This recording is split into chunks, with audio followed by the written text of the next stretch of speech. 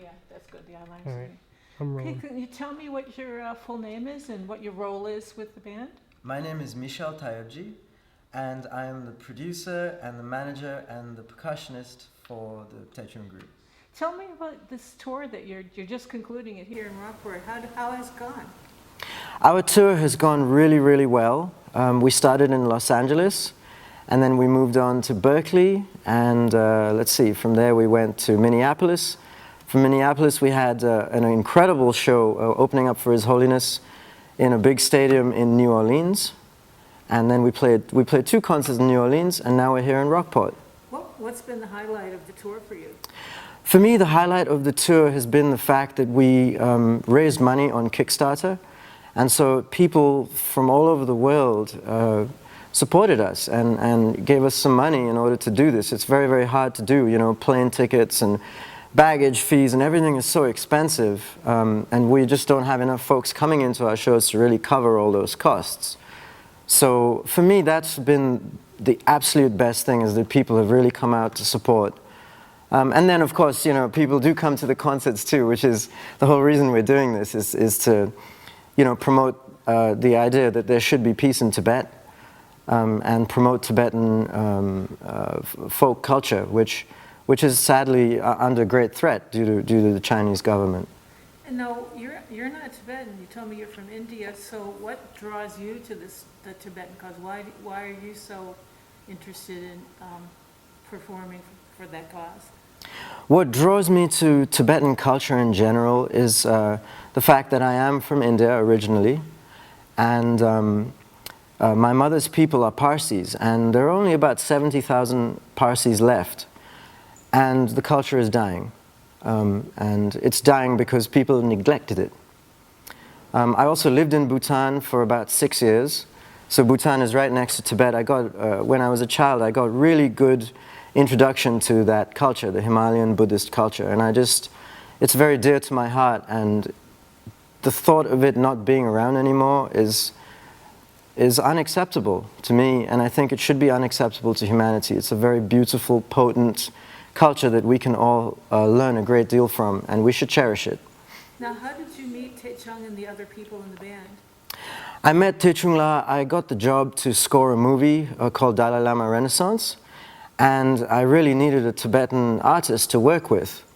And so I was online looking, and I found Techung La, and he just drove down. We had a phone chat, and he drove down from San Francisco to my studio in LA. And we've been friends ever since. That was about almost 7 years ago. So we started working together, and then we started booking concerts, and now here we are. Now, from what I understand, I mean, I don't know much about the backstory of the music business, but it's not as glamorous and easy as it appears to people who come and pay money for a ticket. Can you talk a little bit about the struggle that you went through, you guys, Techung and you and the rest of these guys went through to just get on this stage? Sure. The music industry for us in world music is very, very difficult. And the reason for that is our music is not known. You know, I understand that what we're bringing to the American public is, for Americans, a little bit weird. You know, Western music you count in 4s and in cleanly divisible meters. Our music is kind of very free, and we don't have much written down. It's all feeling, and so it sounds a little weird to folks, and I think that's a hurdle that we have to work really, really hard to get over. Luckily, more and more people are now traveling, and as they go outside the US, they hear these things and see these things, and then maybe when they come back, they might hear about what we're doing and what other world music artists are doing and come and support us. So really our biggest struggle is to be able to raise the funds in order to produce the concerts. Raising funds for all artists is tough these days. Can you tell me about, was the Kickstarter campaign a little bit nerve-wracking? Did you think you were going to, tell me about the goal you set, and you know, I know it's a 30 or 40-day process, and every day you look and check, and you talk about that, and whether you were nervous about reaching the goal and how you felt when you finally did. The Kickstarter campaign was really Techung La's idea. I thought, wow, that's so weird. Who's gonna support us? You know, why would anyone do that? I don't want to say I took a negative view to it, but I definitely didn't. I didn't know anything about it, and I just thought, oh, it's kind of weird. I'm not sure that's going to work out. But it did. Techung did everything himself. He made a little video of himself talking about what we're trying to do, trying to raise awareness about Tibet, and he just did everything on his own. He spent about 2 weeks, and he got it all up there online, and then he called us and he said, all right, guys, it's on. You need to call everyone you know and say, please help us. And so that's what we did. And we raised the money really quickly. You know, people really supported us, and I cannot thank all of you who supported us enough. It's really, really humbling. My sense of your concert tour, you know, I went online to see how much you were charging for tickets, and you compared to a lot of the concerts that come through New England, you're charging a fraction of what they do. So my sense is you're not doing this. This isn't about making big money for you guys. No, it's not. It's not about making big money, although we'd like to make big money. Our mission is to promote peace in Tibet and to keep the culture alive. And our way of doing that is to be on a stage, to introduce new cultures into the Tibetan culture in order to carry that forward and create bridges for our audience. So you have me from India. Our bass player Kito is from Puerto Rico originally. Ringzinla, our guitarist, he's from India, Nepal, and he's also Tibetan. And we're all coming out of different musical traditions. So our idea is to create these bridges, musically, sonically, that will hopefully attract audiences to come and listen. I mean, we'd love to make more money, but this is our situation. And also I think that, you know, we attract a lot of immigrants, Tibetan immigrants, Indian immigrants, and they don't necessarily have a ton of money to spend on something like a concert. So, can you tell me, you met kind of Techung sort of by chance, and you've gotten to know him. Tell me about him as an artist and as a person. I'm a Techung fan. He is really a brilliant musician. He's very humble, but I think he's a brilliant musician, a great composer. He writes very beautiful songs. He's a fabulous singer, an amazing instrumentalist, and a genuine person, a really nice, genuine person. Super easy to work with, no ego, no hassles, very easygoing. Couldn't think of a better musical partner to have. He seems very single-minded about the Tibetan cause. Is that how you... I would say Techung is not only single-minded about the Tibetan cause, but also he's made it his life's mission. He's given up a lot in order to do it. It's not easy to be a Tibetan musician and earn a living. It's very difficult. So he's had to make a lot of difficult choices. And it's not only him, it's his entire family. He has 4 daughters, and they all support him too in order to stay on the mission. If he doesn't do it, I don't know who else is out there that really will. Why do you say that? Well, there are not that many artists out there pushing the Tibetan music. There just aren't. You could count them on one hand. And I understand he's not as well known here in the West or in the U.S. as he is maybe in Europe or in India or in Asia. Why? Can you tell me about that? That's true. Techung is not as well known here in the U.S. as he is in Asia, of course in India, and also in Europe. The reason for it, you know, I think we just have to work harder.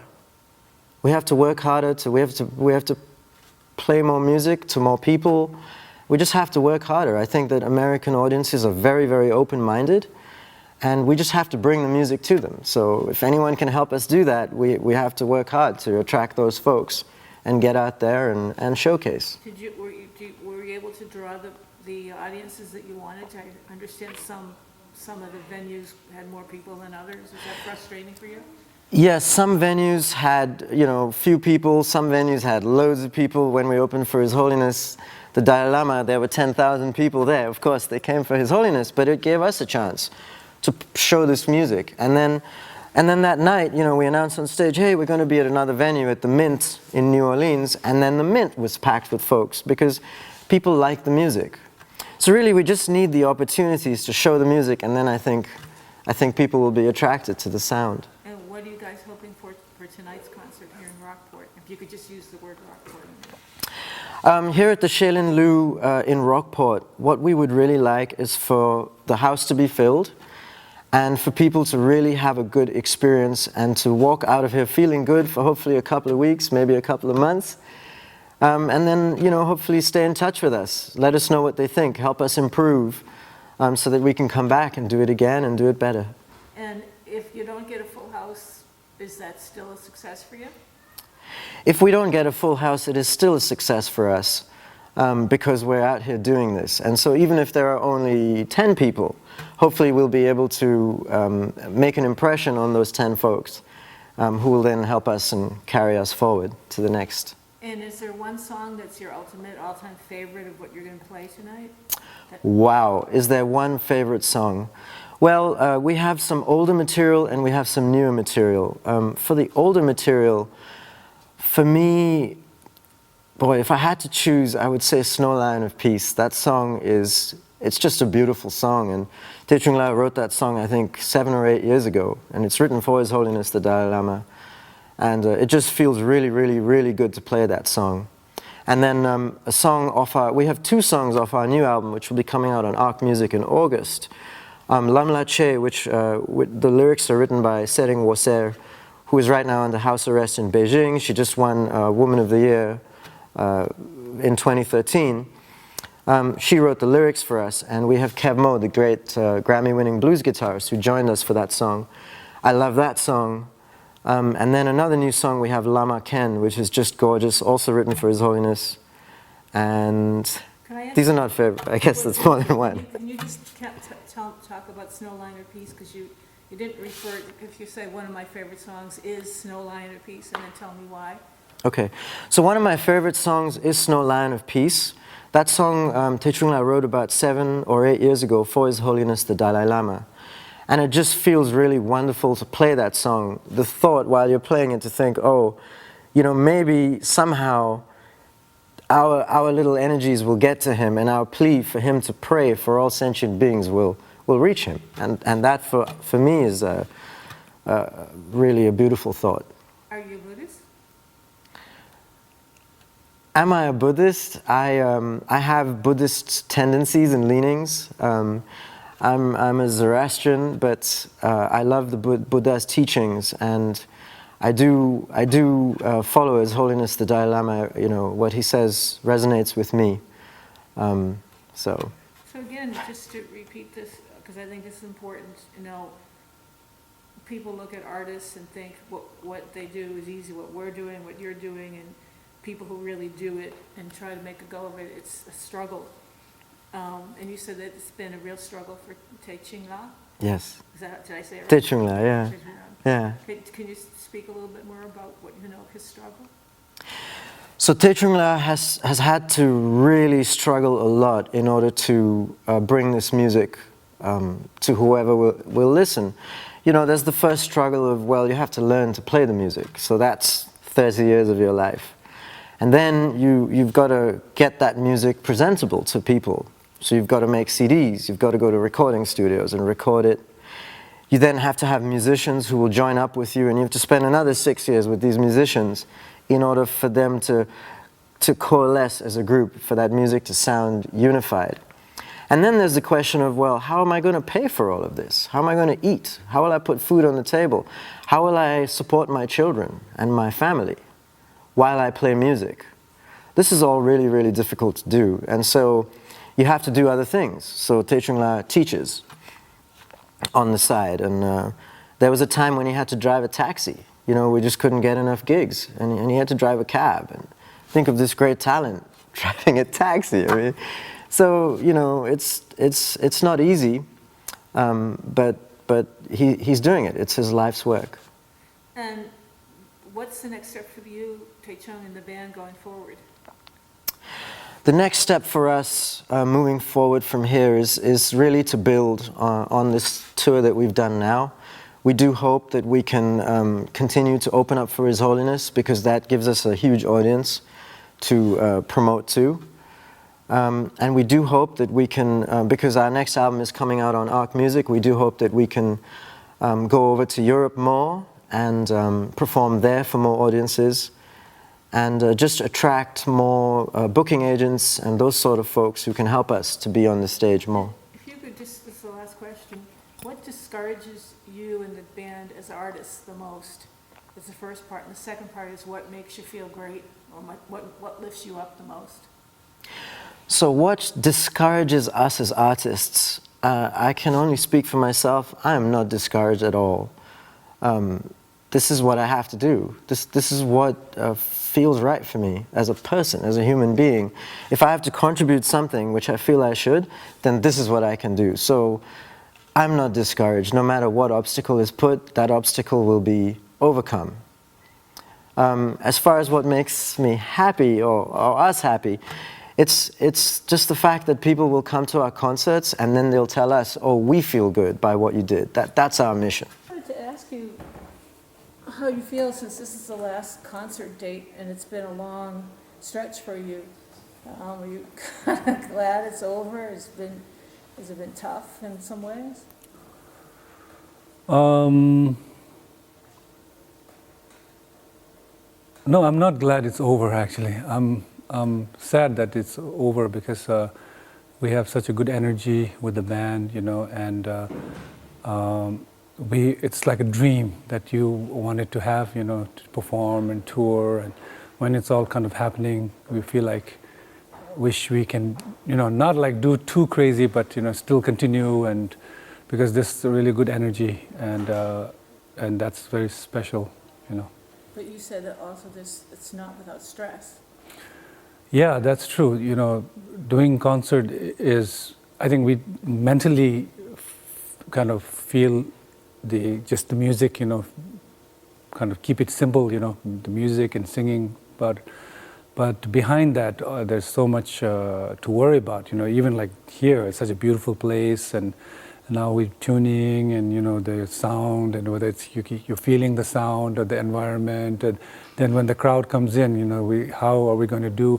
But so far it's been very, very positive, you know, a lot of people kind of seem to enjoy, and so that's a very wonderful feedback, you know.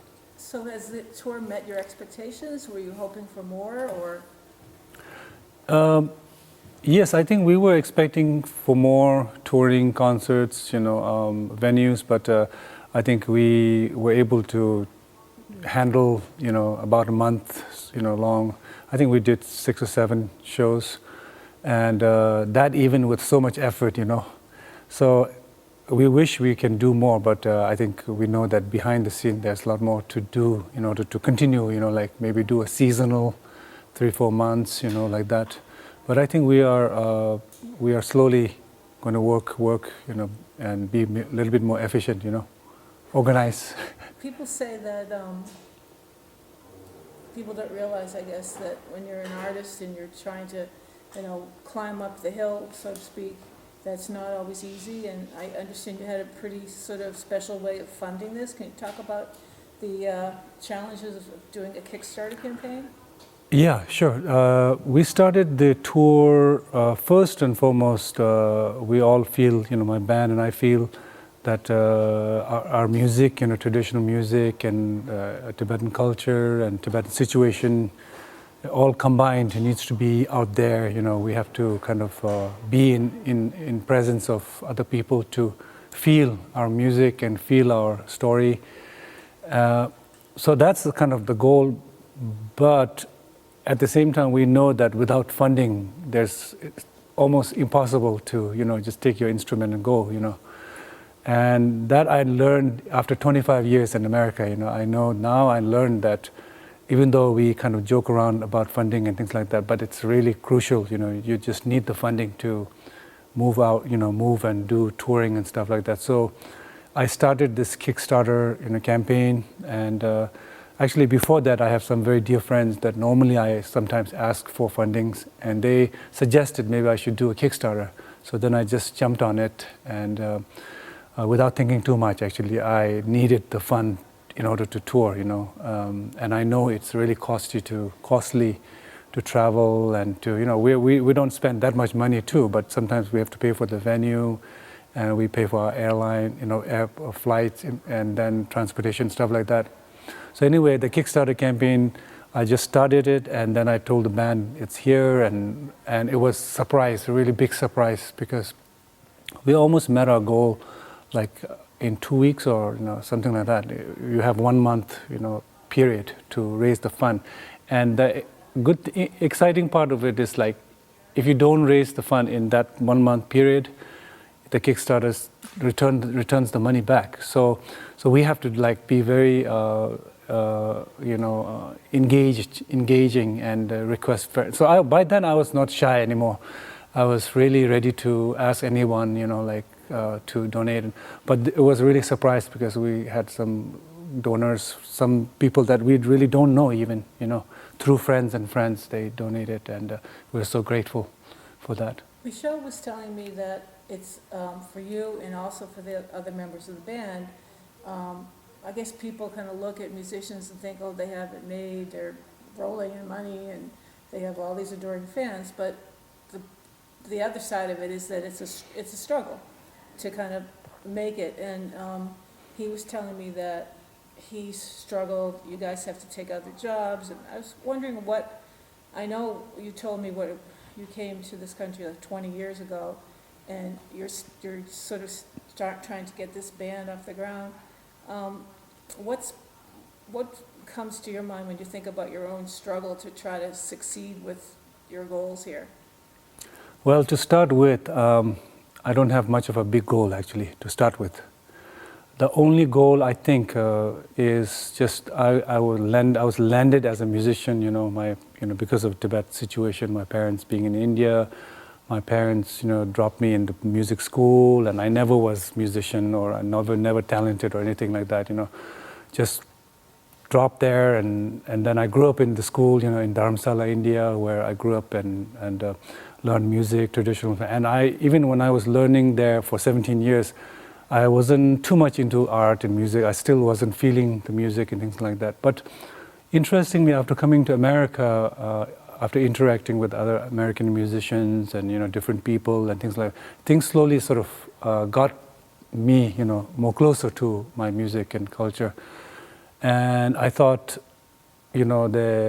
me doing this is my lifelong kind of, now by then I'm spent almost half my life doing it, So I thought maybe it's meaningful. I have to do it. Otherwise, if I do something else, I won't be good, and I don't know how it'll end up, But so then, at the same time, as you know, the Tibet situation is very crucial. It's going through a very kind of very stressful time. In Tibet, we have over 100 monks, burning themselves, and we have such a struggle, right in front. That's something that day and night I feel about it, and for that I feel like my music, I need to continue doing it, and also kind of combine my sort of passion for traditional music, a little bit of Tibetan story, and also now in a global world, we have very nice people like Michelle and Kito, and we all kind of get along, and so why not we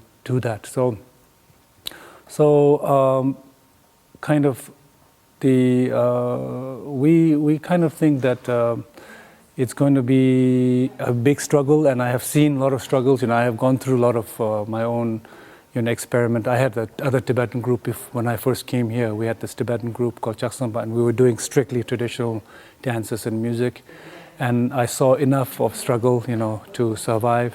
And we, not knowing how to, do a lot of the administrations or business, we couldn't sort of continue. And then that was a learning process. And now I feel I kind of understand a little bit about how to tour and how the music should be delivered. So now I'm a little bit more wiser, and also I also see that we used to be really scared of funding. Like when you talk about money, we all coming from India and stuff, we don't have much of a understanding, and now I feel like it's just a tool that we really need to make things happen. What's going through your mind or your heart when you're singing those songs? Because you look very focused and almost in another world when you sing. Well, that's really interesting, because that's how it is. It feels like, isn't it? Performing, of course, I'm on stage and all of this, and also on top of that, I have been doing this since I was 10 or 11 or something. Performing on stage and this and that, and I have evolved around it, and now when I perform, first of all, I need to be, be feeling the music. It's very strange kind of experience. I don't know how to explain it, but it's the kind of music and tempo and the meaning and all this. But when you are singing, you are not really you. You are kind of, your voice and everything is going through, the combination and you, I don't know what's going on. And I just feel like when I'm singing a particular song, I am sort of being kind of focused on the lyric and focus on the meaning. And do I feel something? And I do feel something, but I don't know. It's not some kind of specific feeling. It's a combination of being here, audience feeling, and a little bit kind of instruments playing, and only explanation I can see is kind of in a different realm. Is it an emotional experience, singing some of these songs? They seem very. Yes, it can be, yeah.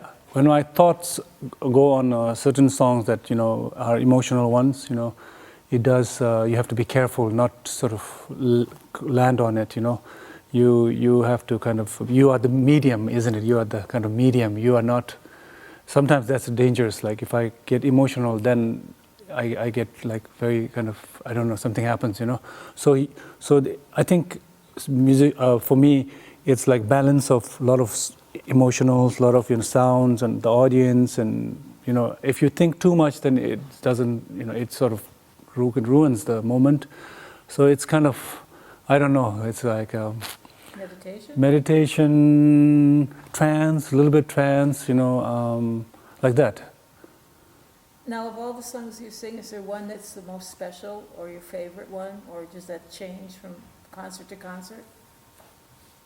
Like right now, what song do you love the most? Right now, the song about the self-immolation, in Tibet, we wrote this song, and that's very emotional. That's the one song that I have to be really careful. I don't think about too much, and that can really kind of evoke all my emotions like that. And that's so happening and something like that. I mean, and other than that,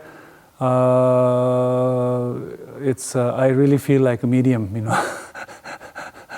And being, you've been here 20 years and been living in the U.S. and the West Coast here, and we talked about this briefly before, but it seems like it doesn't matter if the Tibetans are living here or in India or wherever, that things that are happening in Tibet can make you feel that strongly. Why is that? That song that you wrote, why did you write that song, first of all, about the self-immolation? That's pretty new, isn't it? Yeah. Well, about a year now.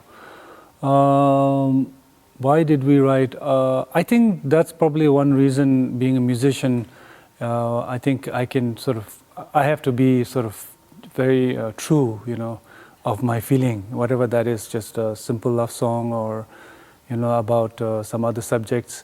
And I kind of float around and I'm like, okay, really you have to do something, or you have to say something, or something comes to your heart and your mind, and then you think about it, and then you write the lyric and like that. So I think it's that kind of emotional connection. It's really, you have to kind of say, yeah, it is. This is the one that you have to sing about, or something like that. And so we wrote that song, and also I think the interesting part is being an artist. You have to sort of take it not too seriously, or not too not too emotional. You have to sort of make it artistic also, interesting and singable. So when you have self-immolations going on inside Tibet, you feel like screaming at the world, and screaming at anybody you meet, or something like that. But the song we wrote is like the prayer from the people who self-immolated, and their kind of prayer to the Dalai Lama and to the lamas, how they wish the lamas and their gurus can understand their sacrifice and put them in their prayer, and some kind of, so it's very, very, very strong, but at the same time it's very gentle, even though it's very intense kind of moment.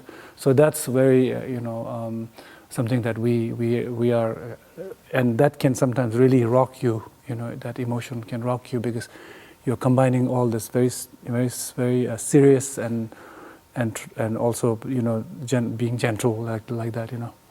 And the other song that I really like, I don't know if I'm pronouncing it, is it Load? Yeah. Can you tell me what that means to you, that song?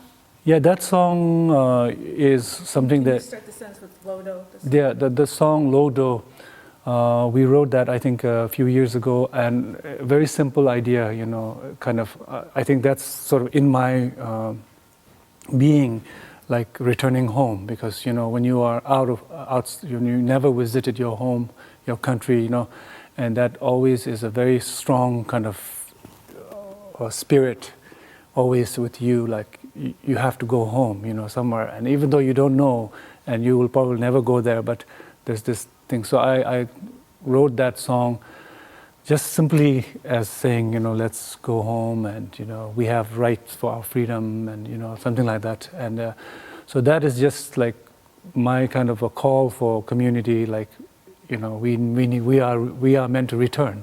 We have to think we will return, even though not physically, but maybe spiritually or spiritually, like that. Is it part of fantasy? Fantasy.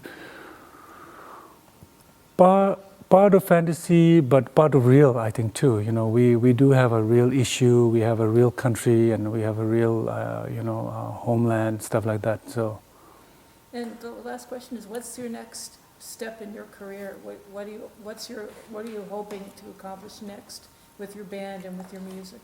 Well, I think I think just like other normal artists, we have to write new materials, and I feel like there's some spirit, some kind of connection happening, and then we tour other places and create this kind of concerts. Feel like really magic kind of event, where you are part of the little magic, and everybody feels something, and it's like very very nice gift, as an artist to have that.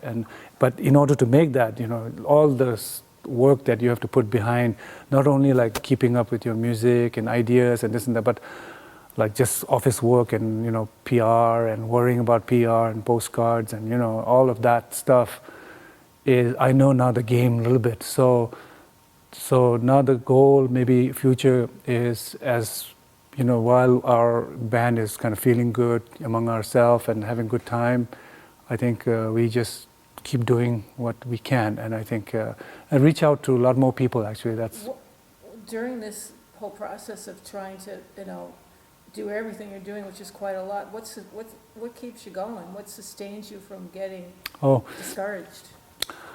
Discouraged? Yeah, like feeling, oh, this is too hard. Oh yeah, there's a lot of moments you feel like that. Sometimes when you have very few audience, and sometimes. Can you start that again and say sometimes you feel discouraged? Yeah, sometimes you feel discouraged, when you're organizing event like this, because I think, first of all, we are a very small community, and Tibetan music is practically nobody knows what it is. And I'm doing some kind of a work that is not only introducing Tibetan work, but I'm also feeling like I'm an elder, creating some kind of path for future, Tibetan singers and artists.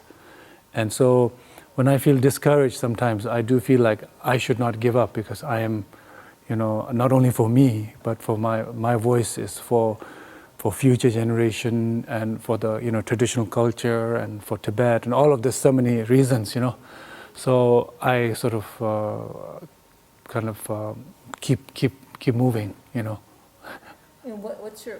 this is really, really the last question. What are you hoping for this concert here tonight? What is your hopes? Well, there are a lot of songs that we're going to do, and I think the audience will be relaxed, and they get a kind of feel of Tibetan music, because also another reason is like Tibetan language also. We're also kind of the language, and is a little bit threatened now. You can't speak our language is being messed around. So these language, I can sing something beautiful from this language, and it has been beautiful for many past years. In ancient time, So they hear the Tibetan language, and they're part of preserving, or they're part of witnessing, some kind of culture that is not disappeared yet. They're still around a little bit, and just their presence, is part of inspiring us to move forward and kind of continue, something like that. Yeah. Anything else you want to add? No, that's good. Yeah. Yeah. Thank you very much. Okay. That's Thank you. great. Thank you. Thank you.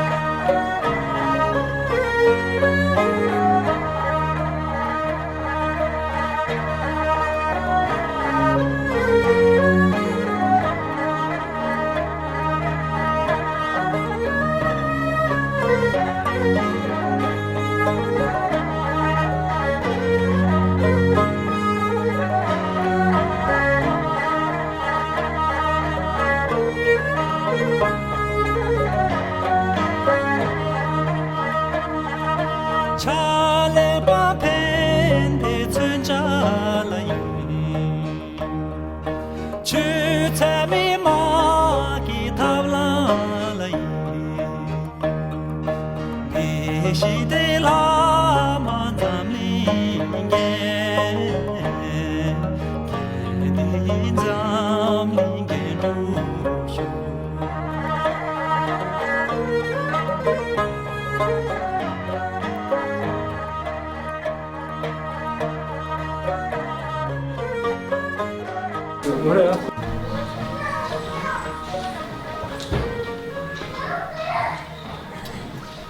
evening, and Tashi Delek, as Tibetans say, welcome.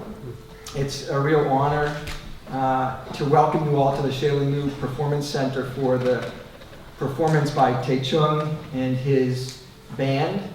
I am Patrick Curley, and Techung asked me to make a short introduction of the band tonight, since I've known him for some years now. And I met Techung a few years ago through my friend Puni and her late husband Wangchu. Puni's Tibetan as well. And had the honor of listening to him. And when you hear him perform and his group perform, you really feel the spirituality of it. And it's stuck with us. And since I first met him, I've had a child, in fact 2 children, and both have really enjoyed his music, as I know you're going to enjoy it as well tonight. So without further ado, I'm going to turn things over to Techung and his band. They're going to start with a performance by one of the band members on flute, and then Techung and the rest of the band will come out. So welcome again. Thank you.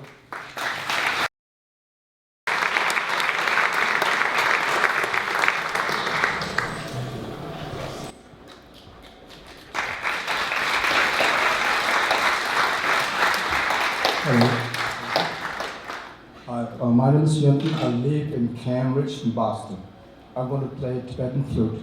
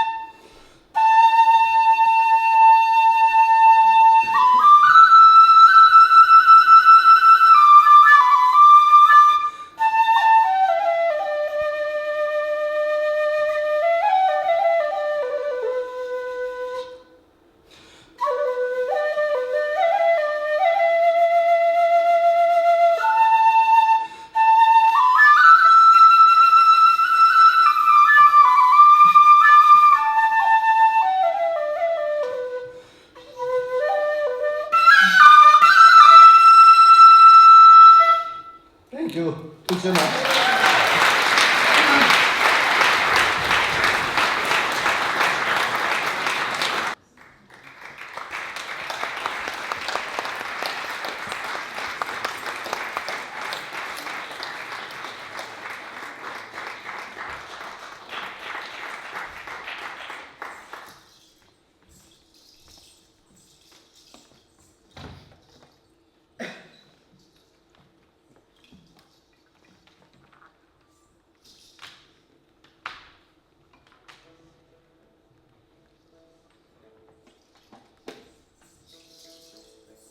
Ladies and gentlemen, thanks so much for coming out on this beautiful evening.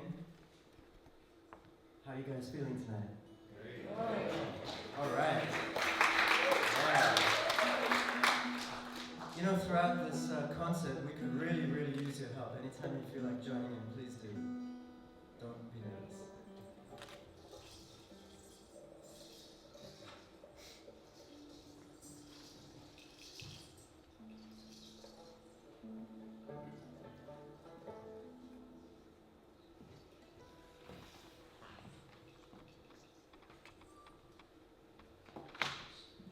So thank you very much, Yandan. The flute player is a friend of mine. We grew up in India, and we played music and we danced together, and I'm honored that he opened for us. So today I'm going to be introducing few Tibetan traditional instruments and vocal styles and my own compositions and our band's music together. So we are really happy that this beautiful place is a space that we can share this with you. And first we're going to start with a song called With You, and this is a romantic or love song composed by our group, and we are going to share this with you. And this is a kind of an easy romantic song.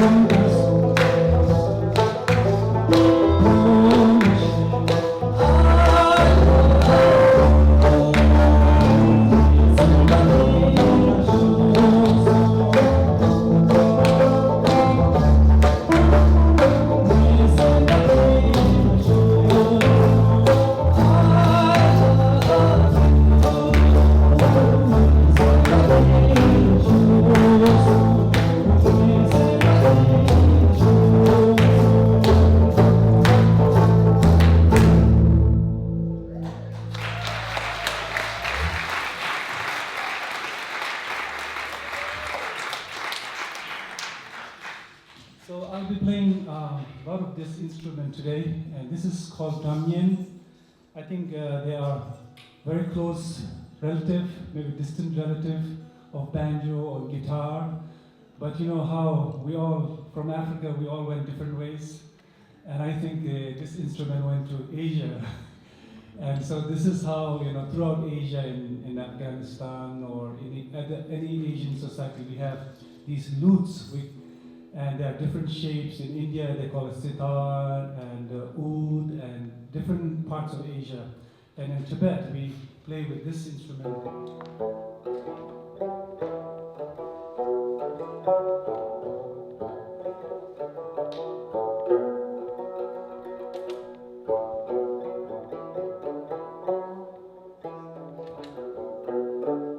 So I'll be playing a lot of this instrument today, and has a kind of a bass, you know, in the skin. And then traditionally, you know, they are gut strings, just like any other instrument. And in Tibet, we have these monastic music and secular music. And in the secular music, we use a lot of this instrument to sing and to share, you know, joy with the community. And in the monastic tradition, then it's a different kind of music we have. A lot of chanting and big horns and things like that. In traditional music, we use the string music. And so today, I'm going to share with you some more traditional piece, but next we're going to do a song called Good Time and Bad Time.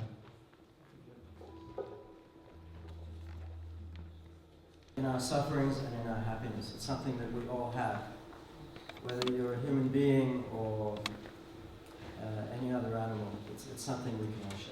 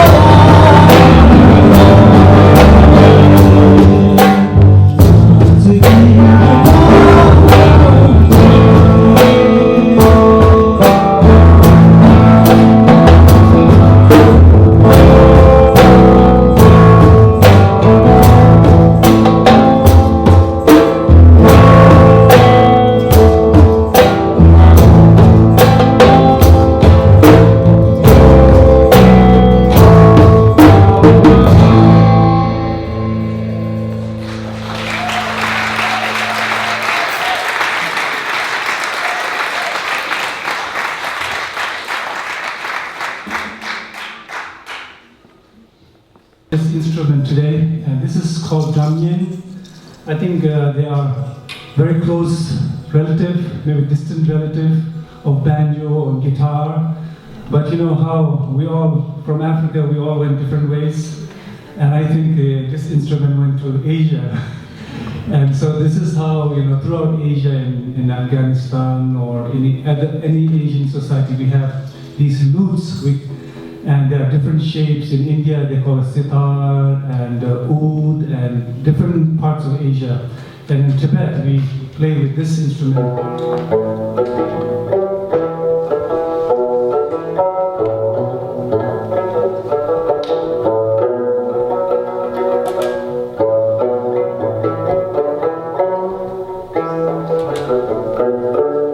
So I'll be playing a lot of this instrument today, and it has a kind of a bass, you know, in the skin, and then traditionally, you know, they are gut strings, just like any other instrument.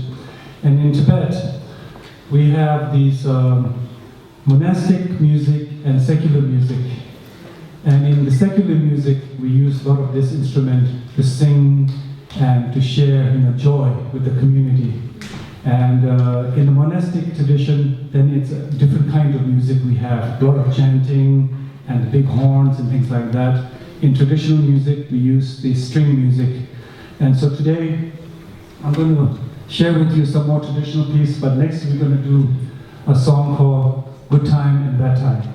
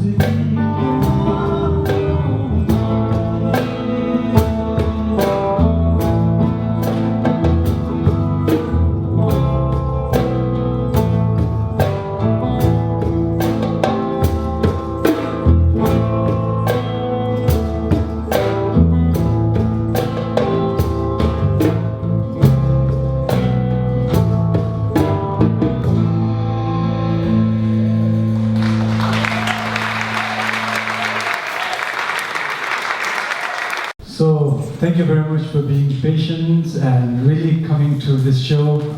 It's so, we just played in Louisiana, not New Orleans, and I just have to share this with you. We have not much of a big goal to, do our music very big, but I think we're doing small concerts. I think we are very into the music, we are bringing different music and things like that. We're getting along, that's the first thing actually. So, rather than, we have really got a New York attitude and LA attitude and Boston, California attitude, but we're getting along, so that's the first thing.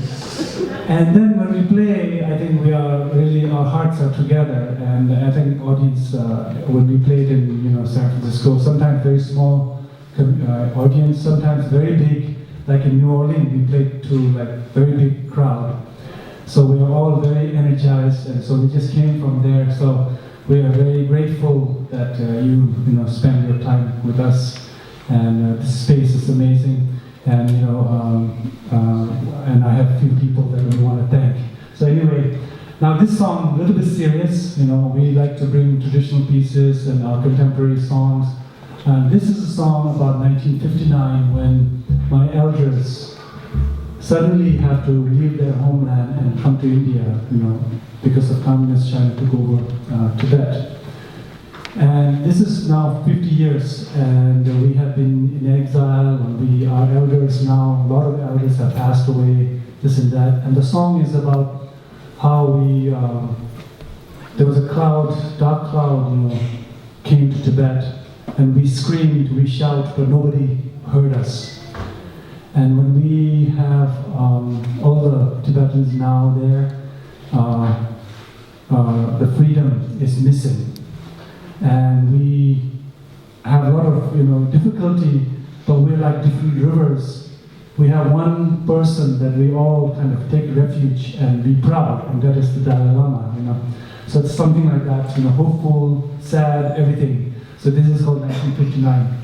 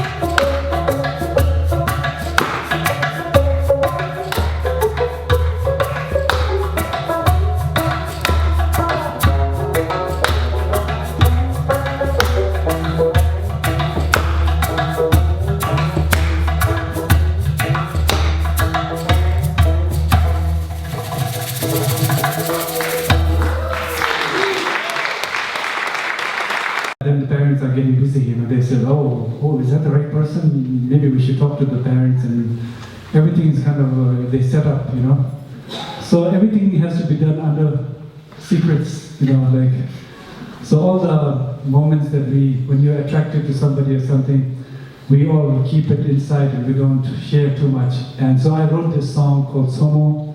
It's a love song, that you meet somebody and you can't talk, but you can, as a musician, the blessing is that we can write a song. So you can talk, you can even show some kind of sign of, your interest. And so I wrote this song and I recorded, and then I was never, too shy to play this for 10 years, never played this song. And then I think the song kind of was kind of true, so it was getting around and people really like it. And then I said, okay, maybe time to sing. By then I am in America, so I'm a little bit more free. So this is called Somo, and in Tibetan word, Somo means female name, and it means princess of ocean. And it's about being kind, loving, being together, being together forever kind of song, And it's called Somo.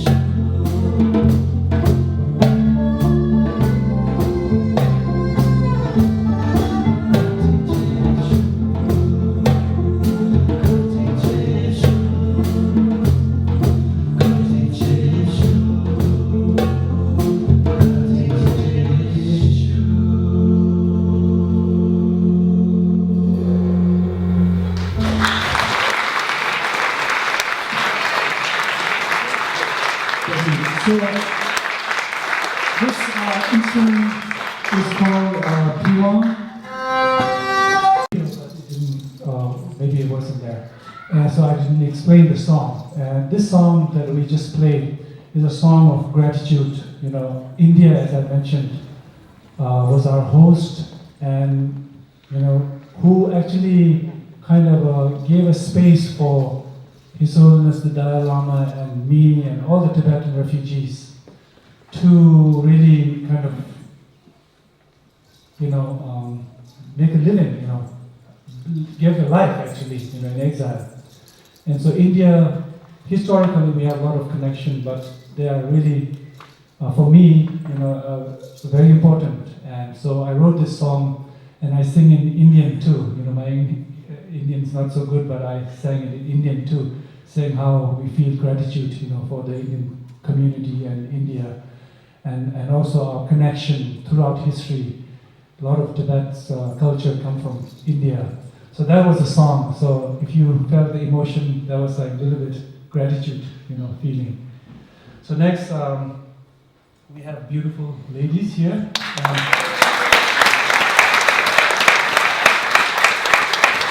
And they just came from the heaven. All the way down. And we're so blessed. And these three beautiful ladies are local, you know, Boston, and they're going to do a song after this, but they're going to join with me. Just for a little story, we grew up in India together, and we're in the same school where, you know, we learned traditional music, singing and dancing, and they teach and they perform in the Boston area. And we're going to do a song together. It's Tibetan kind of aria, you know, Tibetan opera song. And we don't say opera, we say hamo, which means a goddess play in Tibetan word. And normally those plays we perform outdoor in open space for like 7-8 hours with mask and singing and like that. So this particular song is about the snow mountain, and is about Jeresi, which is the god of compassion, and which, you know, Tibetans believe the Dalai Lama is a Jeresi, and sort of praise for Jeresi and his long life. So this is called Namtar, and normally we, you know, sing outdoor, and you can really feel the mountains and the whole, you know, Himalaya here tonight.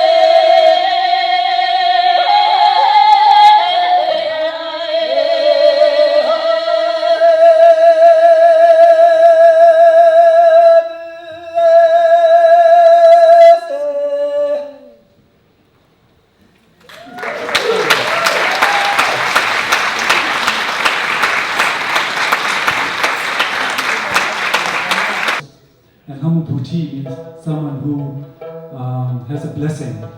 And this is a song about this feeling of somebody who left behind. And if you look through the mountains, are blocking, and you can't see, and if you want to go there, but you cannot because you are, I think, stuck or something. So it's called Hamuputi.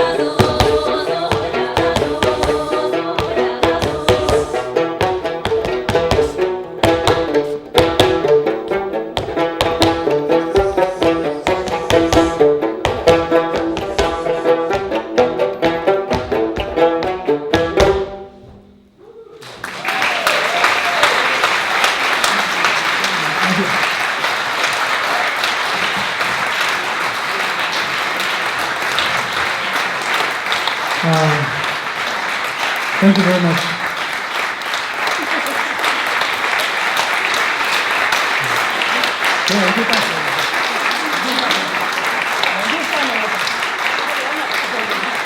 Okay, I think they're going to steal our show. That's the problem. So what to do? I'm just kidding. I think actually I was going to ask if they'd like to join the band. You know all this. Anyway, before we have an intermission, I'd like to ask Patrick and Punila to come on the stage and please receive a scarf from me and from my band. And I want to explain to you a little bit about Patrick and Puni.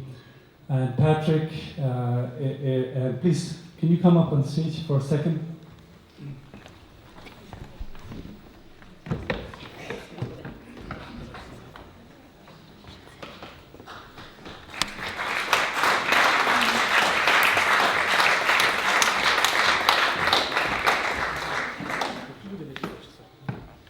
Okay, so you know how it's very interesting how I think human beings can be very, very kind and very special. You know, we make or we break sometimes. And Patrick is one of a kind who I think very open-minded, open-hearted, and suggested to be performed here tonight. And I'm sure he brought all his family, you know, but we are really grateful that he suggested that, and I think in this day and time, this sort of attitude and kindness is really needed, and when there is something like that, I think we need to recognize. So I want to thank Patrick for your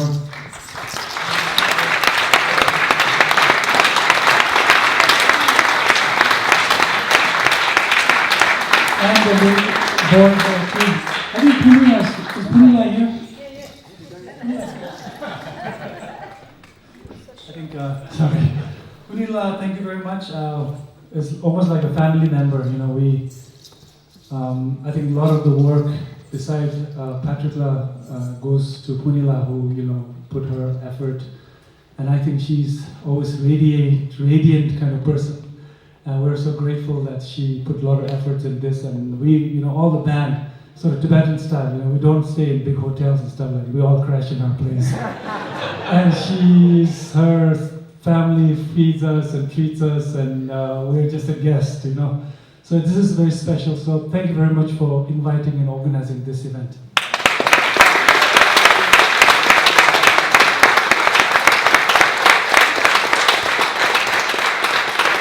And I have to offer a scarf to future Patrick here. So Patrick's future son is here, so we have to recognize him. Future, you know, like musician. This is Alan. So I think we will have a few minutes, 10 minutes break, and then we'll come back and finish our second set. Thank you very much.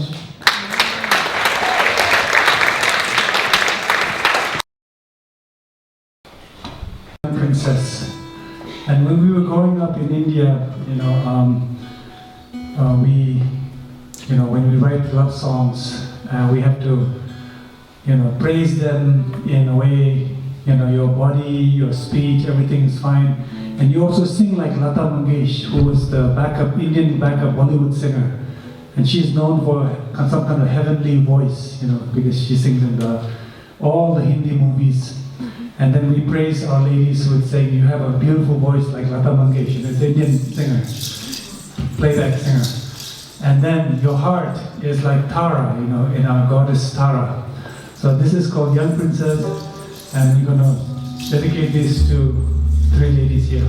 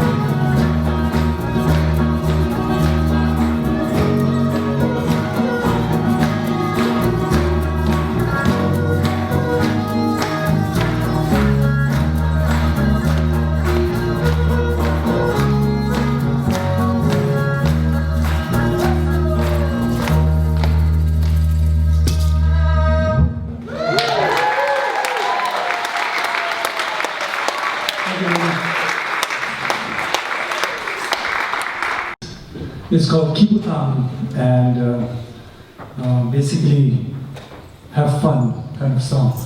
And I think we're starting to get a little fun, after the ladies sang beautifully, and I think we're relaxed now to have some fun. Thank you so much for coming out here.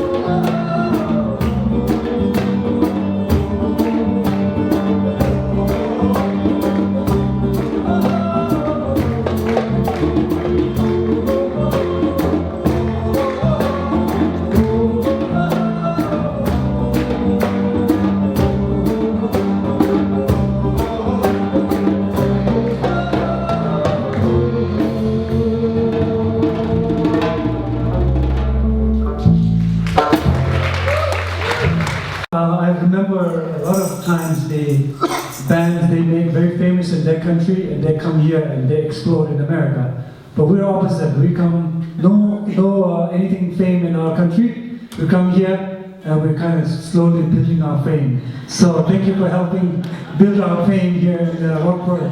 Thank you so much for coming out for considering us to do this and out to support. Sing a serious song, and not too serious because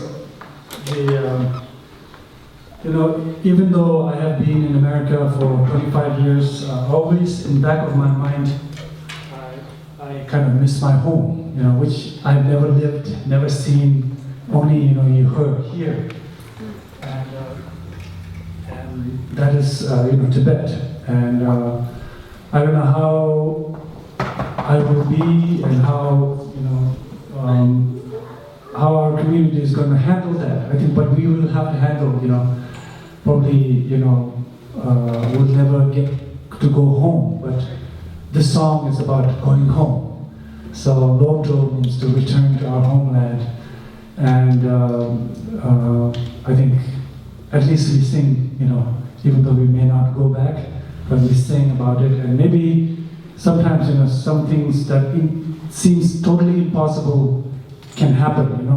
So maybe this can be that, and we will see our homeland. So this is called Loto, means return to our homeland. Yeah.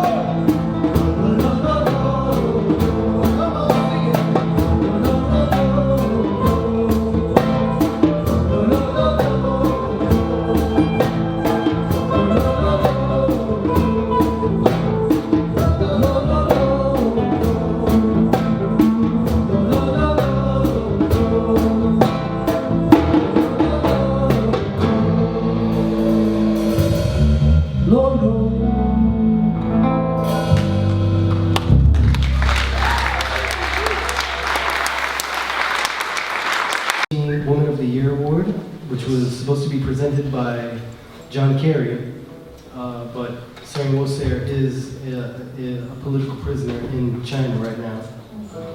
She did receive it the other day. We saw a photo on Facebook with the amazing artist Ai Weiwei, and they presented it to her at the Beijing American Embassy.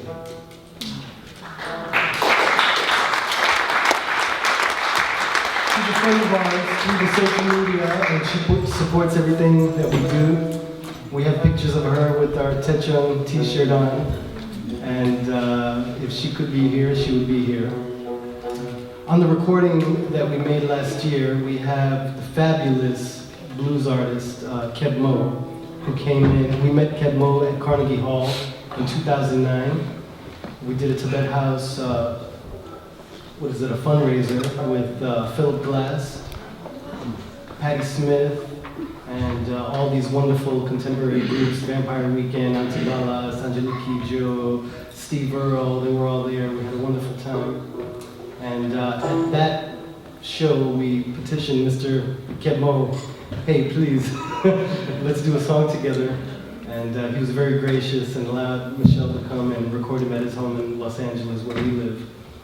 And this is it, Lam Lache, on the road.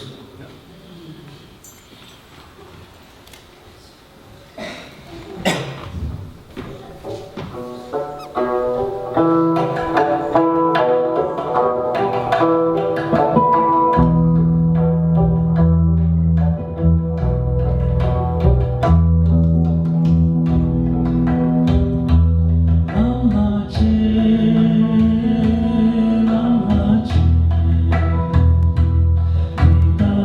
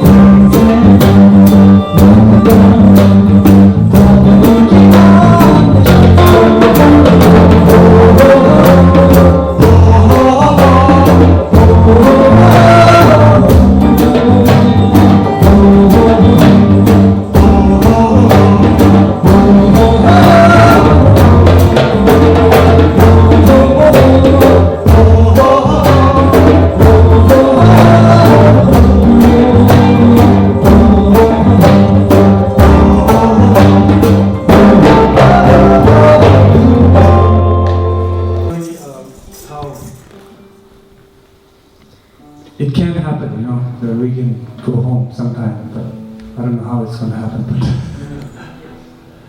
but it's both, you know.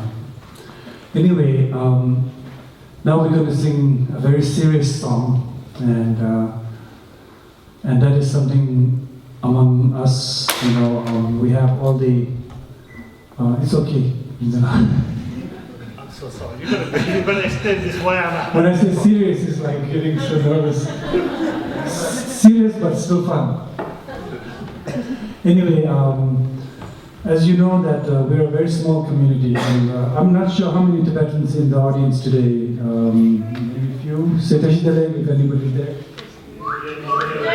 Few there, one or two, couple of them. So they're representing our big community. I'm just kidding, we don't have a big community. But what we are going through right now in our homeland, you know, in Tibet, is a lot of the Tibetan monks and the younger generation, you know, they're sacrificing their life. And the English correct word is self-immolation. And I know this is like the thing in Vietnam when the Vietnamese monk, you know, burned himself. That sort of thing happening in Tibet. Not just one or two, now almost 100 and something.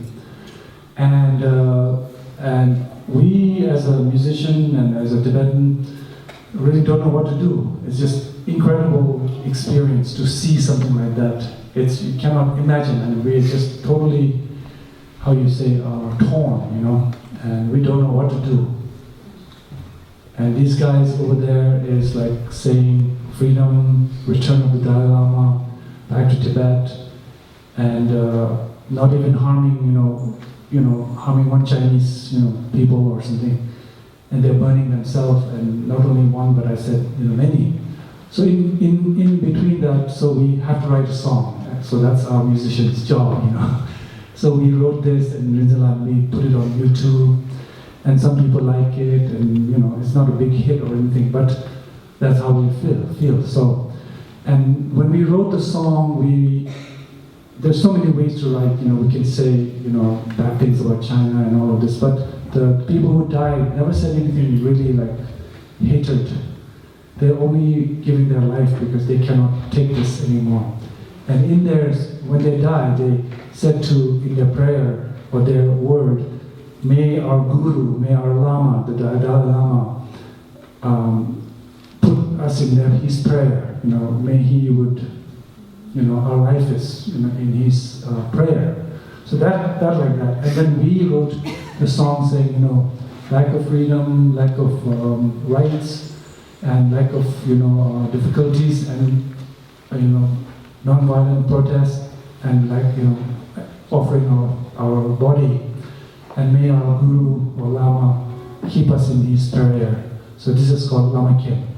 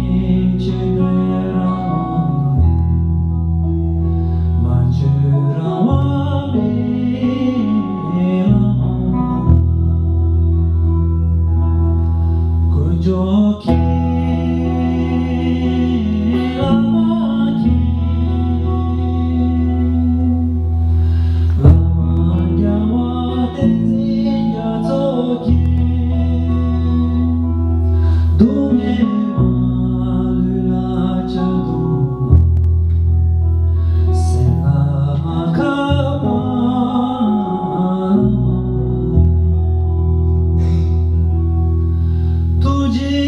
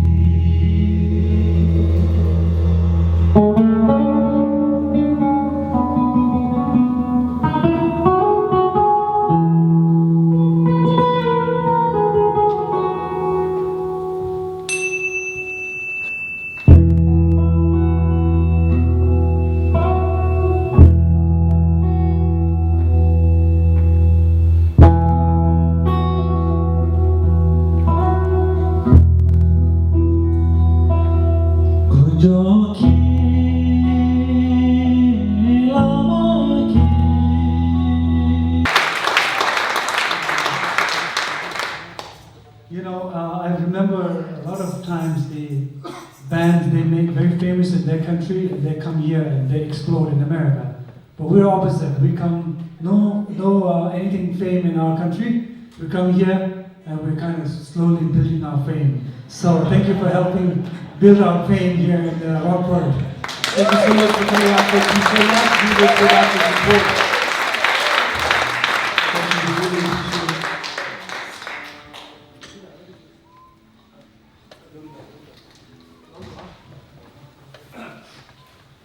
So now we want to sing a serious song, and not too serious because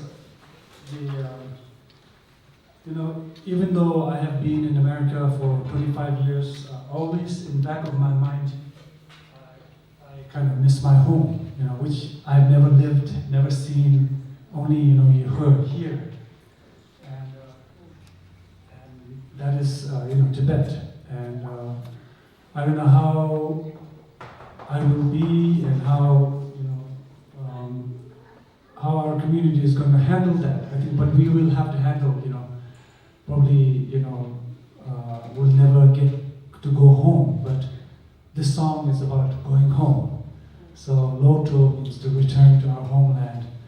And I think at least we sing, you know, even though we may not go back, but we sing about it. And maybe sometimes, you know, some things that seems totally impossible can happen, you know.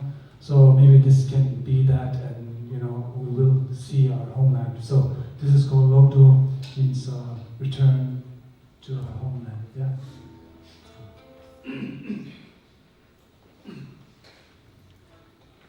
Loto, Loto,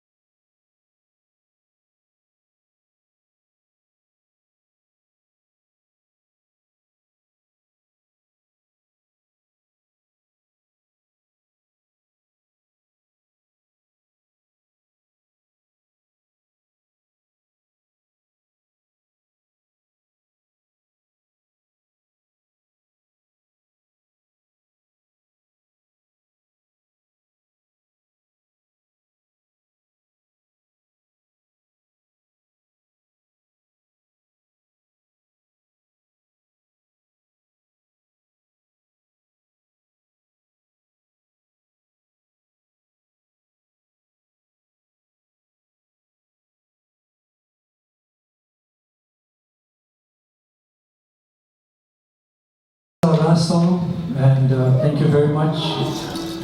I think just every time we get to share, it's a very unique and special, and so very, very grateful for your presence here. So the last song is called Courage. In Tibetan, we call it Indok. And we wrote this song to keep us going, keep never giving up, hope and courage, and always believing in something good, something in freedom, something in peace, and something in better understanding and for future. And so this is called Nintok. Thank you.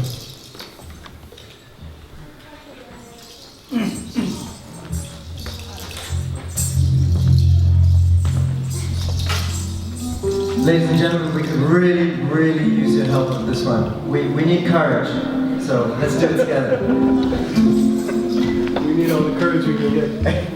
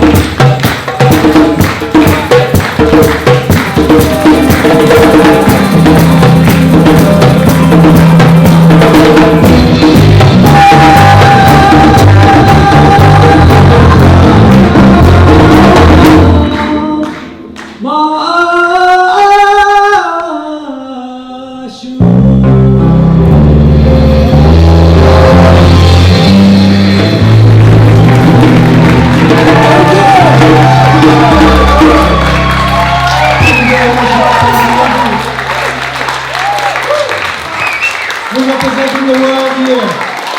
Tibet, India, the United States of America, New York City, Los Angeles, Puerto Rico, Atlanta. We love you.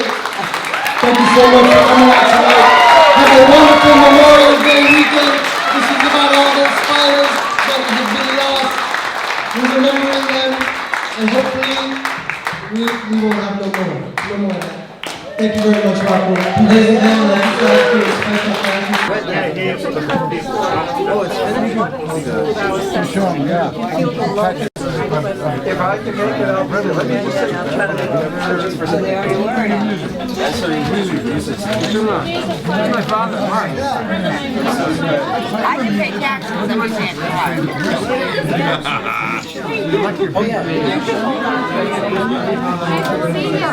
Blew me away. You know, Dave, man, we'll see you around. Sure, you know what I mean? We're oftentimes in LA. You know? You play in LA every now and I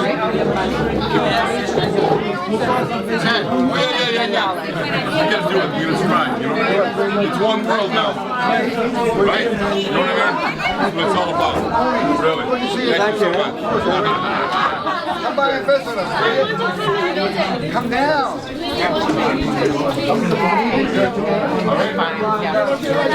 Oh, that's so cool. Take care till next time, all right? They came to the show randomly and they're like, Thank you so much. Good. Number one.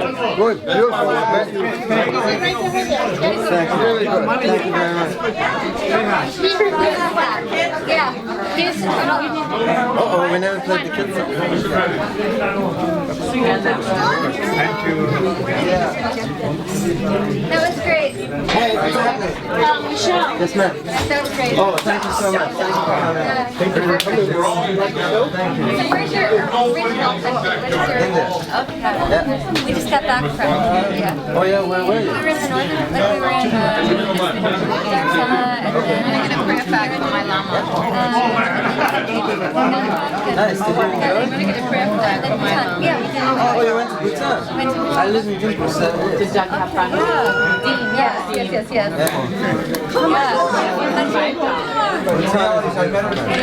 Really? Oh, that's great. We went there. It's not easy to get in. We got an invitation for us. Right there. Just got a prayer. Oh my God. That's us.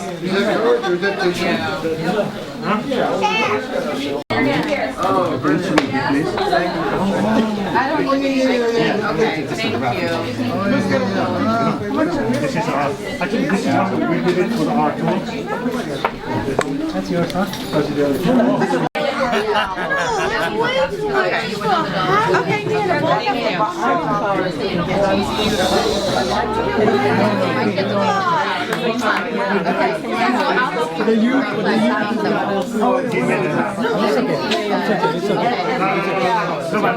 Oh, I will. Thank you. Bye.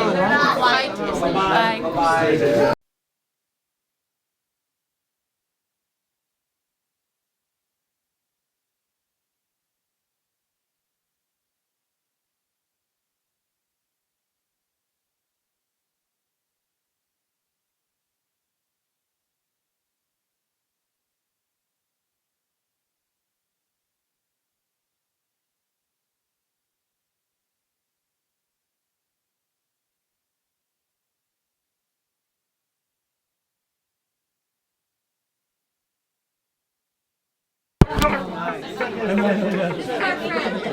Home is near. It's bigger now. Thank you. You know what I mean? That's what it is. That's what it's all about. Thank you. That's right. Yeah, right. That's right. Right. Beautiful heart-minded soul. This is Jacob and Bonnie.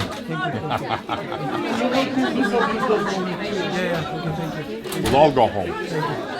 Take care. Okay? Thank you very so much. much. Take care. Thank you so much. Thank you. Blessings.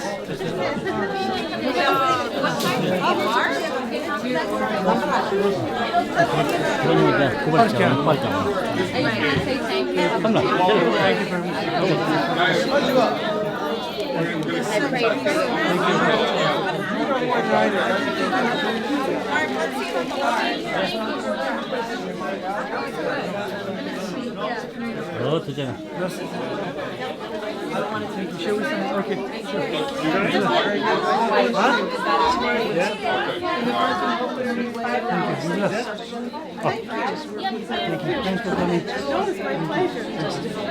you very much. What do you think? It might be too big. Oh, thank you for coming. Absolutely, absolutely. Thank you, thank you, thank you. Thank you very much. Thank you. I hope you enjoy it. You know? You've been touring all over the U.S. these days, you know, so like, you know. This one is all about, like, you know, humanity. Thank you, sir. All the different sounds you get out of that thing. Thank you, sir. Wonderful. Thank you. Yeah, hope you enjoy it, you know. I got a couple of the CDs and I got a shirt I'll wear. You know what, you know, if you log into our website, right? Yeah. And say you can comment it, you know.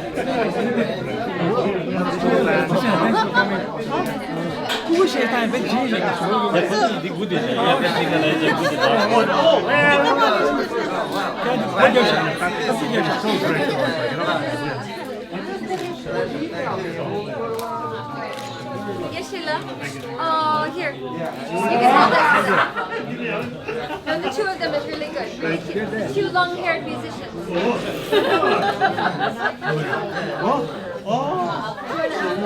Sign up for you?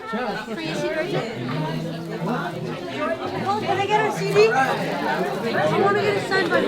Oh, all right, Sheila. Nancy's going to take a picture of all of us. Yeah, let's do it. Okay, we'll do it.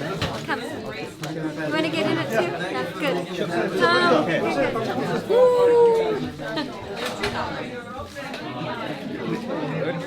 Wow. Thank you. We need some paparazzi here.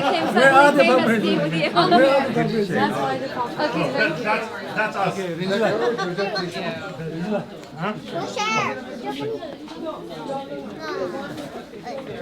Okay. You need the other guy. Other guy over there. Yes, Georgia, you can have all of them sign up for you. Right. Drummer. You tell them who it's for, okay?